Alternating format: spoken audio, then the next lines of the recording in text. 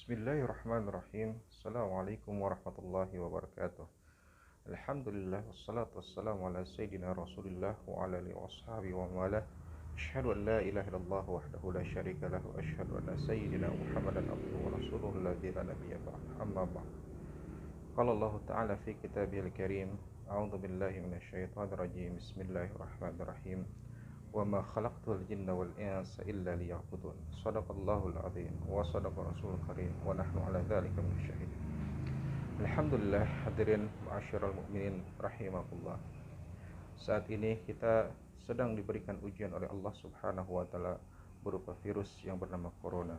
Insyaallah tidak ada satupun lokasi di muka bumi ini yang tidak termasuki oleh virus ini. Masya Allah, ini semua sudah takdir oleh Allah Subhanahu wa taala. Namun ada hal yang menarik, bahwa dengan virus ini setidaknya ada beberapa hikmah yang bisa kita petik. Dan yang utama adalah bagaimana virus corona ini bisa menggiatkan kita untuk meningkatkan ibadah kita kepada Allah Subhanahu wa taala. Karena kita tahu kadang manusia sering lupa bagaimana fungsi mereka diciptakan oleh Allah Subhanahu wa taala, tiada lain adalah untuk beribadah, seperti yang difirmankan oleh Allah Subhanahu wa taala bahwa ma khalaqtul jinna wal insa illa liya'budun. Sesungguhnya tiadalah aku menciptakan jin dan manusia kecuali untuk beribadah kepadaku. Dalam sebuah hadis qudsi yang lain bahwa disampaikan Allah Subhanahu wa taala berfirman, ya ibadi khalaqtuka lil ibadah fala tal'ab. Wahai hambaku, aku ciptakan engkau untuk beribadah, maka janganlah kalian bermain-main. Inilah akibatnya kita terlalu sering bermain-main dengan dunia ini. Kita lupa beribadah kepada Allah Subhanahu wa taala. Kita lupa fungsi kita bahwa diciptakan oleh Allah Subhanahu wa taala untuk beribadah.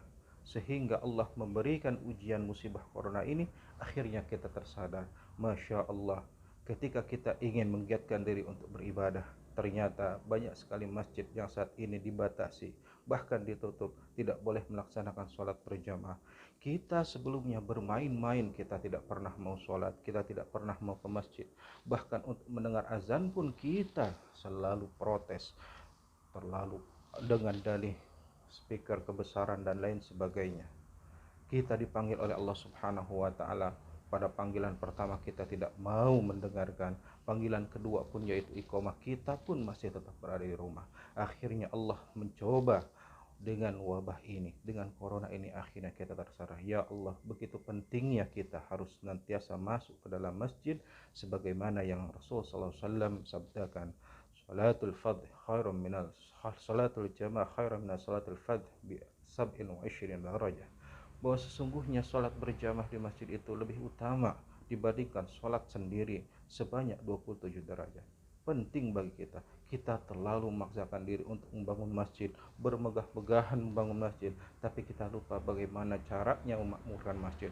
Begitu banyak, ribuan bahkan ratusan ribu masjid di Indonesia ini, tapi sayang berapa persen yang kesemuanya itu bisa dimakmurkan, bisa dimanfaatkan dengan sebagaimana mestinya. Kita terlalu sibuk dengan klaim atas nama jamaah kita, atas nama jamiah kita, atas nama manhaj kita. Kita tidak mau menerima orang lain untuk senantiasa masuk di masjid kita. Bahkan yang paling aneh lagi, ketika kita masuk ke masjid, misalnya ternyata kita dilihat karena beda pakaian, beda tingkah laku, beda cara ibadah, dan akhirnya kita dikomentari A, B, C, dan lain sebagainya. Maka hadirin jamaah yang dirahmati oleh Allah Subhanahu wa taala, jangan pernah bermain-main dengan ibadah, terutama sholat. Ketika Allah ciptakan, berikan musibah pada corona ini, akhirnya kita tersadar bahwa semuanya akan kembali kepada Allah. Semuanya diciptakan oleh Allah di dunia ini adalah tiada lain untuk ibadah, terutama yaitu sholat, karena sholat adalah ibadah yang pertama kali akan dihisab oleh Allah Subhanahu wa taala di hari akhirat kelak. Maka hadirin jamaah rahimakumullah, ingatlah firman Allah Subhanahu wa taala, wa ma khalaqtul jinna wal insa illa liya'budun, dan ingatlah firman Allah dalam hadis qudsinya, ya ibadi, wahai hambaku, khalaqtuka lil ibadah, aku ciptakan engkau untuk beribadah, fala tal'ab, janganlah kalian bermain-main. Sekian mungkin ceramah singkat dari saya. Semoga kita bisa mendapatkan manfaat dan maslahat dari ilmu yang sama-sama insya Allah kita rindukan, dan semoga Allah senantiasa memberikan yang terbaik untuk kita semua, dan insya Allah menjaga kita semua, dan insya Allah sama-sama mengumpulkan kita nanti di masjid, dan juga nanti kita akan dikumpulkan oleh Allah Subhanahu wa taala di padang mahsyar bersama para nabi, terutama nabi kita Muhammad sallallahu alaihi wasallam. Wabillahi taufiq wal hidayah. Assalamualaikum warahmatullahi wabarakatuh.